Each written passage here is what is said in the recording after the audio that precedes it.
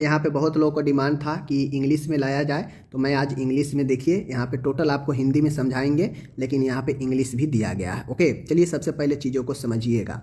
प्रश्न यहाँ पे कह रहा है कि according to central birth and registration act 1969 an event of death is required to be registered in. कहने का मतलब है, यहाँ पे क्वेश्चन ये पूछ रहा है कि सेंट्रल केंद्रीय जन्म और मृत्यु जो रजिस्ट्रेशन पंजीकरण होता है 1969 के अंतर्गत मृत्यु के कितने दिन के अंदर रजिस्टर करवाना चाहिए, ये पूछ रहा है। 21 days, 7 days, 10 days and 14 days. Right answer क्या होगा अपन यहाँ पे कमेंट करना है, ठीक है। तो इसका राइट आंसर जो होगा वो ऑप्शन नंबर अपना ए होगा। जन्म या मृत्यु के 21 डेज के अंदर जो है रजिस्ट्रेशन करवाना पड़ता है, ये आपको ध्यान रखना है। नेक्स्ट क्वेश्चन यहाँ पे बन रहा है, most common site to administer BCG vaccine is. BCG vaccine करने का सबसे जो कॉमन साइट है वह कौन सा कॉमन साइट है? Left thigh, right thigh, left deltoid and right deltoid. Right answer क्या होगा? तो माय डियर जो अपन राइट आंसर होगा कौन सा होगा? यहाँ पे हमसे ये पूछ रहा है कि बीसीजी वैक्सीन का मोस्ट कॉमन साइट देने का कौन सा है? लेफ्ट थाई, ठीक है, या राइट थाई, लेफ्ट डेल्टॉइड या राइट डेल्टॉइड। तो इसका राइट आंसर क्या होगा? आप लोग कमेंट करके बता सकते हैं इसका राइट आंसर क्या होगा। वैसे मैं इसका बता देता हूं, option C is the right answer, left deltoid. Okay, next question है, कैरी ऑफ डेंगू डिजीज, यानी डेंगू का जो रोग है वाहक मच्छर कौन सा होता है? डेंगू जो रोग है इसका वाहक कौन होता है? Aedes mosquito, Culex mosquito, house fly, Anopheles mosquito. तो डेंगू का जो वाहक जो होता है वह कौन होता है? डेंगू का अपन वाहक जो होता है वो अपन एडिस मस्क्यूटो होता है, ठीक है, एडिस एजिप्टीज। ओके, आगे बढ़ते हैं।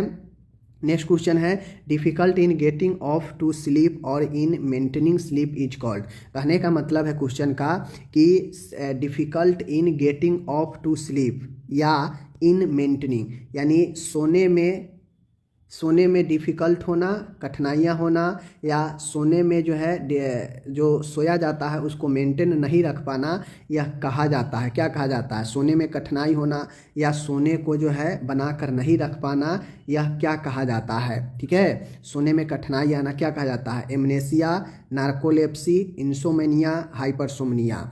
तो सोने में कठिनाई होना या जो स्लीपिंग होता है उसको मेंटेनिंग नहीं कर पाना, यह क्या कहता है? Option number C, insomnia. Okay, आगे बढ़ते हैं। नेक्स्ट क्वेश्चन है, what is the amount of solution. यहाँ पे पूछ रहा है, अमाउंट पूछ रहा है सॉल्यूशन का, placed in a nebulizing chamber while providing nebulization. जब नेबुलाइजेशन हम देते हैं तो नेबुलाइजेशन चेम्बर में हम सॉल्यूशन कितना रखते हैं, कितना मात्रा में सॉल्यूशन रखते हैं? आप लोग देखते हैं ना, नेबुलाइजेशन कराने में उसमें जो है कुछ सॉल्यूशन रखते हैं, द्रव रखते हैं नेबुलाइजेशन चेम्बर में। कितना जो है आपको अमाउंट सॉल्यूशन होता है उसमें? 3 ml, 6 ml, 2 ml, 10 ml, कितना होता है? तो माय डियर मैं आपको यहाँ पे स्पष्ट बताना चाहता हूँ कि क्या होगा? ऑप्शन नंबर ए 3 ml, ठीक है। कितना होगा? 3 ml अपन यहाँ पे होगा। जब हम नेबुलाइजेशन किसी को करवाते हैं तो उसमें जो सोल्यूशन होता है वो 3 ml जो है हम वहाँ पे प्लेस करते हैं। नेक्स्ट क्वेश्चन यहाँ पे देखिएगा। क्वेश्चन है, the most critical factor in the care of an infant after repair of a cleft lip. कहने का मतलब है, कह रहा है कि क्लेफ्ट लिप जो होता है, जो खंड ओष्ठ होता है, उसके रिपेयर करने के बाद इन्फेंट में, शिशु में जो हम लोग है वह देखभाल करते हैं। किसका देखभाल करते हैं? मोस्ट रूप से प्रिवेंट वोमिटिंग को रोकते हैं। Maintaining a patient airway, patient रोगी के जो वायु मार्ग होता है उसको मेंटेन करते हैं। Maintaining parental food infusion, administrating medication that reduce oral secretion. तो इसका राइट आंसर क्या होगा? राइट आंसर क्या होगा? तो इसका राइट आंसर ऑप्शन नंबर आपका क्या होगा? B, maintaining a patient airway. अगर क्रिटिकल फैक्टर, महत्वपूर्ण कारक देखभाल में शिशु के क्लेफ्ट लिप होने के, रिपेयर होने के बाद सबसे महत्वपूर्ण जो देखभाल है वो कौन हो जाता है? तो वायु मार्ग को बनाकर रखना, ऑप्शन नंबर बी। ओके, आगे बढ़ते हैं। नेक्स्ट क्वेश्चन है अपन यहाँ पे देख लीजिए यहाँ पे which procedure will help in the management of atonic PPH. कह रहा है आप लोग पढ़े होंगे पीपीएच का जो है टाइप्स, तो उसमें पीपीएच का एक प्रकार आपका एटोनिक पीपीएच है। ठीक है, तो आपको पता होगा कि एटोनिक पीपीएच का जो मैनेजमेंट है वह मदद करता है कौन सा procedure, uterine muscles dilator, binomial compression of uterus, ठीक है, suturing of cervical and vaginal tears, intra vaginal packing. कहता है देख लीजिए यूटेराइन मसल्स डिलेटर यानी गर्भाशय का जो मसल्स होता है उसमें फैलाव होना, बाइनेमुअल कंप्रेशन ऑफ यूट्रस, यूट्रस को दबाकर, ठीक है, और साथ में जो सर्वाइकल है, जो वेजिना है, जो उसके चीरा है उसको सील कर, या इंट्रा वेजिनल पैकिंग करके यानी वेजिना के अंदर पैकिंग करके हम पीपीएच का मैनेजमेंट कैसे कर सकते हैं, कौन से प्रोसीजर से, हमको ये बताना है। ओके, क्या बताना है? तो राइट आंसर क्या होगा? बाइमेनुअल कंप्रेशन ऑफ यूट्रस। ठीक है ना, एटोनिक यूट्रस का हम बाइनोमियल कंप्रेशन करके जो है उसे यूट्रस को कंप्रेस करके हम उसे सही कर सकते हैं। ठीक है, नेक्स्ट क्वेश्चन है in eclampsia the initial loading dose of intramuscular injection MgSO4। कहने का मतलब है कि एक्लेम्पसिया में शुरुआती जो डोज होता है MgSO4 का, वह इंट्रामस्कुलर में जो दिया जाता है कितना होता है? स्टार्टिंग हमसे पूछ रहा है कितना होता है। 5 gram in each buttock, 10 gram in each buttock, 10 gram in single buttock, 5 gram in single buttock. तो इसका राइट आंसर क्या होगा माय डियर? इसका राइट आंसर जो होने वाला है अपन वह होगा option number A 5 gram in each buttock, यानी प्रत्येक बटक में 5-5 ग्राम इंजेक्शन जो है लोड करके इंट्रामस्कुलर में देना। MgSO4 मैग्नीशियम सल्फेट किस काम में आता है? कमेंट कीजिए। ओके, नेक्स्ट क्वेश्चन है इन शॉक यानी सदमे में, आघात में प्रीफियर नहीं करना चाहिए, किसका उपयोग जो है प्रीफियर नहीं करना चाहिए? नॉर्मल सलाइन का, डेक्स्ट्रोज नॉर्मल सलाइन का, डेक्स्ट्रोज 5%, रिंगर लैक्टेट का। आप बताइए कि सदमे में इनमें से किसका उपयोग प्रीफियर नहीं है? ठीक है, नॉर्मल सलाइन कर सकते हैं, रिंगर लैक्टेट कर सकते हैं, नॉर्मल सलाइन डेक्स्ट्रोज कर सकते हैं, लेकिन डेक्स्ट्रोज 5% आप नहीं कर सकते हैं सदमे में। ठीक है, तो अपन ये गलत हो जाएगा। आगे है नेक्स्ट क्वेश्चन है इन ए क्राइंग बेबी यानी चिल्लाते हुए शिशु में when should the cord be clamped normally. कह रहा है कि एक क्राइंग बेबी में हमको कब जो है कॉर्ड, सामान्यतः कॉर्ड का क्लैंप जो है वह कब करनी चाहिए? 10 मिनट ऑफ डिलीवरी के 10 मिनट में, इमीडिएट आफ्टर डिलीवरी के immediate, once the cord pulsation stop, जब कॉर्ड पल्सेशन स्टॉप हो जाए तब करना चाहिए, डिलीवरी ऑफ प्लेसेंटा के डिलीवरी के बाद। तो कब हमें कॉर्ड का क्लैंप कब करना चाहिए? डिलीवरी के 10 मिनट बाद, या डिलीवरी के इमीडिएट बाद, या जब एक बार कॉर्ड का पल्सेशन धड़कन बंद हो जाए तब करना चाहिए, या डिलीवरी ऑफ प्लेसेंटा के डिलीवरी के बाद कब करना चाहिए? आप लोग जो है इसको बताइए। तो जो 10 का ये 10वां नंबर का क्वेश्चन है, और ये क्वेश्चन ये कह रहा है कि जो है इन क्राइंग बेबी कब जो है हमें कॉर्ड का जो है क्लैंप करना चाहिए?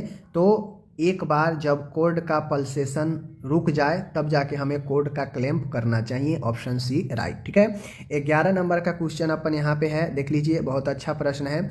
11 नंबर प्रश्न कह रहा है कि the first step in thermal protection यानी प्रथम चरण क्या है उष्मीय से सुरक्षा फॉर द न्यू बर्न। कह रहा है कि थर्मल प्रोटेक्शन से बच्चे न्यू बर्न बेबी में प्रथम वो जो है स्टेप क्या होता है सुरक्षा देने का। ठीक है, ड्राइंग द बेबी, ठीक है ना, through immediate after birth, drying the baby through after the cord has been cut, covering the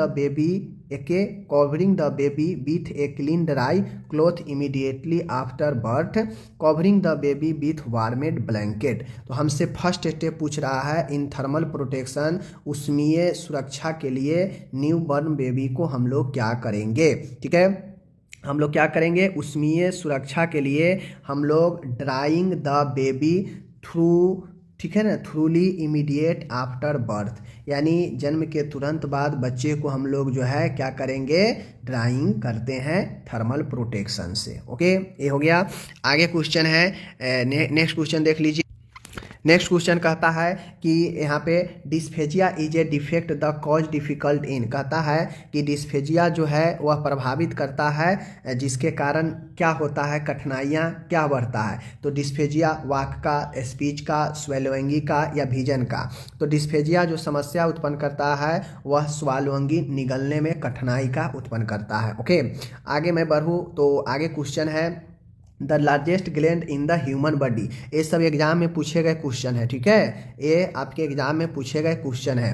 the largest gland in the human body, pancreas, liver, spleen, gallbladder, क्या होता है ये आपको बताना है। तो largest gland in the human body वह अपन ऑप्शन बी लीवर, ठीक है। आगे बढ़ते हैं, आगे है यहाँ पे आप लोग देख सकते हैं enlargement of the thyroid gland due to lack of iodine. Lack of iodine की कमी से, अगर आयोडीन की कमी से थायराइड ग्लैंड में जो है बढ़ जाता है, थायराइड ग्लैंड बढ़ जाता है किसके कमी से, आयोडीन की कमी से, तो क्या होता है, क्रिटिनिज्म होता है, ग्वाइटर होता है, हाइपरथायराइज्म होता है या ग्रेव्स डिजीज होता है। तो माय डियर मैं बता दूं right answer option number B होगा इसका, ग्वाइटर, घेघा रोग, जिसमें थायराइड ग्लैंड में इनलार्जमेंट हो जाता है, मतलब वृद्धि हो जाता है। ओके, नेक्स्ट क्वेश्चन यहाँ पे है, देख लीजिए बहुत अच्छा क्वेश्चन है।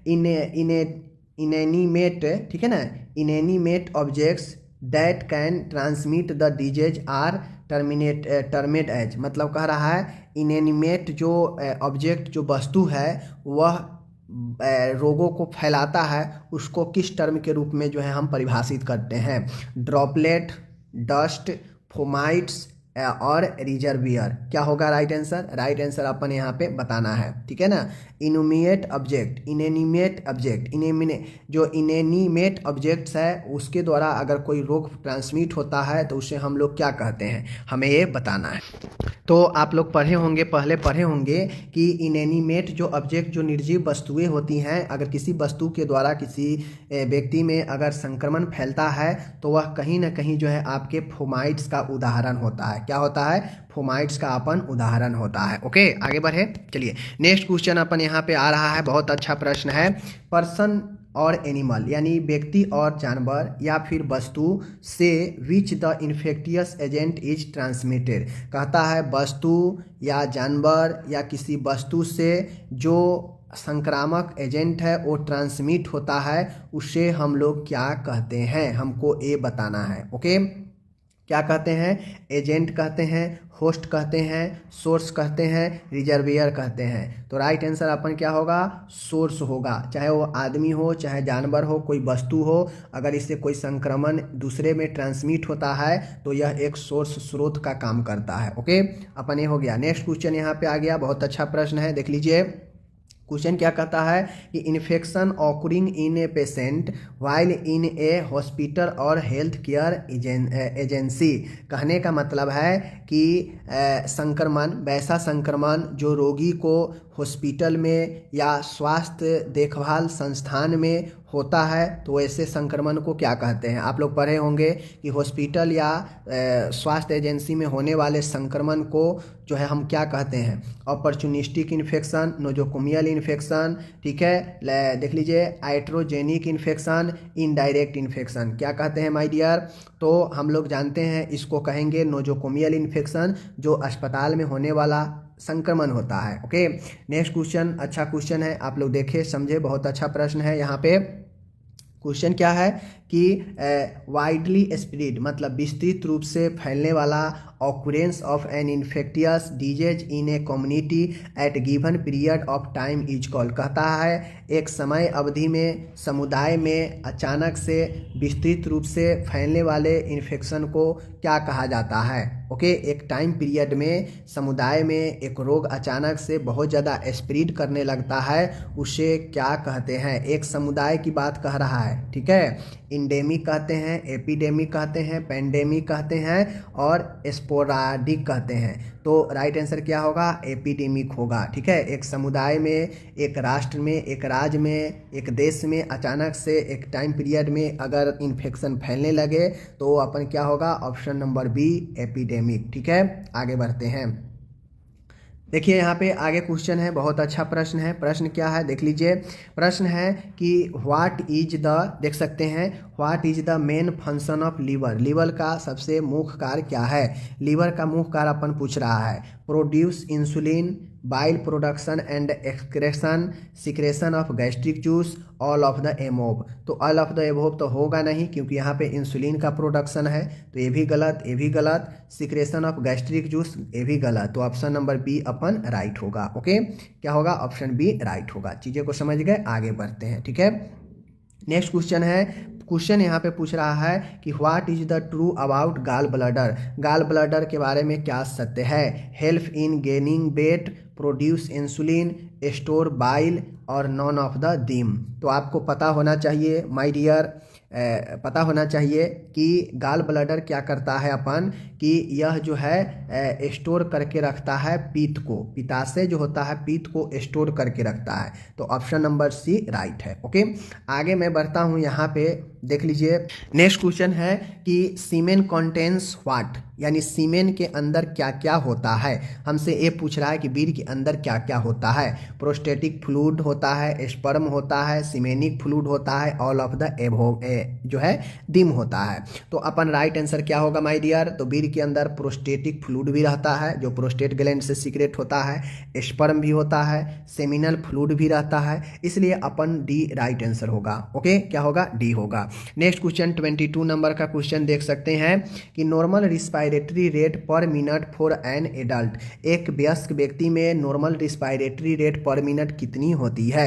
12 से 20 ब्रेथ, 10 से 14 ब्रेथ, 10 से 20 ब्रेथ एंड 15 से 25 ब्रेथ। तो अपन ऑप्शन राइट क्या होगा, राइट आंसर ऑप्शन नंबर जो है ए होगा, 12 to 20 ब्रेथ, इसी के बीच में नॉर्मल रहता है। ओके, नेक्स्ट क्वेश्चन अपन बनता है, यहाँ पे क्या बनता है कि विच मसल, कौन सा जो है मांसपेशी most typically use to give injection in arm. कहता है कि कौन सा मांसपेशी जो है सबसे ज़्यादा बाजुओं में इंजेक्शन देने में इस्तेमाल किया जाता है। Bicep, tricep, deltoid and brachial. कौन से मसल्स है जो सबसे ज़्यादा बाहों में इंजेक्शन देने में इस्तेमाल किए जाते हैं। तो अपन राइट आंसर क्या होगा, ऑप्शन नंबर जो है यहाँ पे देख सकते हैं, option number C, deltoid muscles में सबसे ज़्यादा इंजेक्शन दिया जाता है। नेक्स्ट क्वेश्चन है tube connecting kidney to urinary bladder is. हमसे पूछ रहा है कि tube connecting kidney to urinary bladder, वह कौन सा ट्यूब है जिसको किडनी से यूरिनरी ब्लेड को जुड़ता है। Trachea, urethra, ureter, fallopian tube. कौन सा ट्यूब है जो किडनी से यूरिनरी ब्लेड को जोड़ा हुआ है, हमसे ये पूछ रहा है। ठीक है, ये हमको बताना है। तो क्या होगा, option number C, ureter is the, मूत्र नली इज द राइट आंसर। ठीक है, नेक्स्ट क्वेश्चन यहाँ पे आप लोग देख सकते हैं, बहुत अच्छा प्रश्न है। Part of eye where image is formed, मतलब वह कौन सा आँख का भाग है जहाँ पे तस्वीर बनता है, छवि बनता है। ठीक है, इमेज बनता है।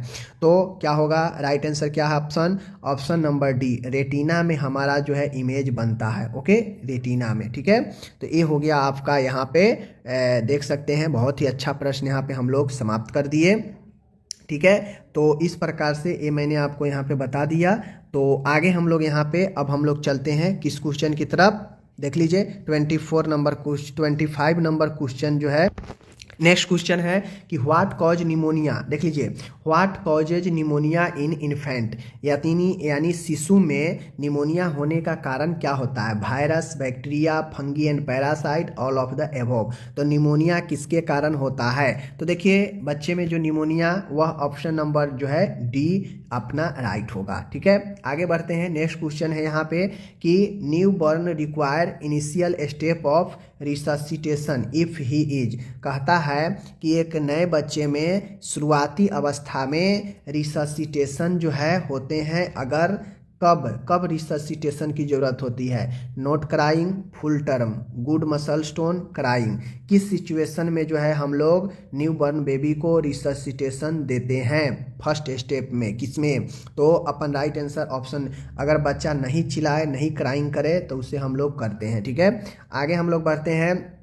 देख लीजिए, what should be done to prevent hypothermia, यानी निम्न जो तापीय होता है, निम्न ताप से बचाने के लिए क्या करना चाहिए। KMC, ब्रेस्ट फीडिंग, कवरिंग जो है head, all of the above. क्या होगा, तो अपन यहाँ पे बताना है कि इससे बचाने के लिए क्या किया जाता है। तो देखिए, हम बच्चे को हाइपोथर्मिया से बचाने के लिए KMC भी देते हैं, ब्रेस्ट फीडिंग भी, और सिर को भी ढक के रखते हैं, इसलिए ऑप्शन नंबर डी राइट होगा। ओके, नेक्स्ट क्वेश्चन है 29 नंबर, देख सकते हैं, albendazole is given to treat. Albendazole किसके उपचार के लिए दिया जाता है। Diarrhoea, pneumonia, worm infestation, amoebiasis. तो राइट आंसर क्या होगा, option number C, worm infestation के लिए, कृमि संक्रमण। ठीक है, which of the following is not given at birth, यानी इनमें से कौन जो है जन्म के समय नहीं दिया जाता है, ए बताना है। ठीक है, OPV,